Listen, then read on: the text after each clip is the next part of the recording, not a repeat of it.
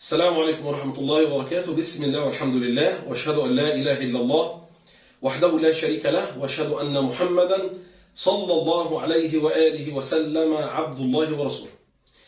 إن شاء الله تبارك وتعالى مع حضراتكم اليوم والحصن العاشر من الحصون التي تقي من الأسحار والأعمال والمس والحسد والعين، وأيضا هذه التحصينات تقي الإنسان من تجديد هذه الإصابات.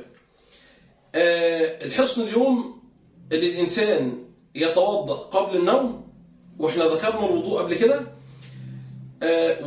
وتقرأ آية الكرسي. تتوضأ قبل النوم وتقرأ آية الكرسي وتذكر الله تبارك وتعالى حتى يدركك النعاس. بالهيئة دي الإنسان بفضل الله تبارك وتعالى في حصن وحماية من الله تبارك وتعالى من الشياطين. لو الإنسان ده بيتأذى أذى منامي أو بياكل أسحار منامية، لا يستطيع الشيطان أن يفعل معه هذا الأمر.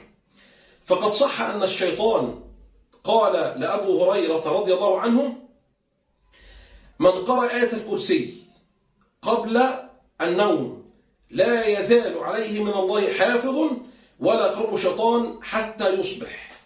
يعني اللي يقول آية الكرسي قبل النوم في حمى من الله تبارك وتعالى وفي حصن من الله تبارك وتعالى حتى يصبح.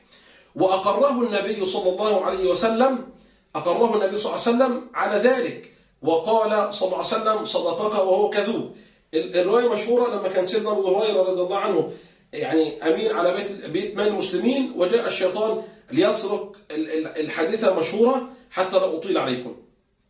فالشاهد أن النبي صلى الله عليه وسلم قال: صدقك وهو كذوب. ليه الشيطان صدق في الموقف ده؟ عشان سيدنا أبو هريرة قال: لأرفعنك إلى رسول الله. فراح مبينه الفضل ده، بينه الفضل ده وهو آية الكرسي. طيب، ولنا برضك يعني أحاديث للرسول صلى الله عليه وسلم تبين لنا أن الإنسان إذا آوى إلى فراشه، يعني الإنسان رايح ينام، ابتدره ملك وشيطان. يجي له ملك ويجي له شيطان، فيقول الملك: اختم بخير، ويقول الشيطان: اختم بشر. فيكون النبي صلى الله عليه وسلم فإذا ذكر الله وغلبه النعاس أو حتى نام أو كما قال صلى الله عليه وسلم، يطرد الملك الشيطان، يمشي الشيطان، ويظل عند رأس هذا النائم حتى يصبح. فهيلاقي في نومه الراحة وراحة البدن وصفاء الذهن، هيبقى يعني بحالة جيدة. طيب، لو جاله وقت النوم الملك والشيطان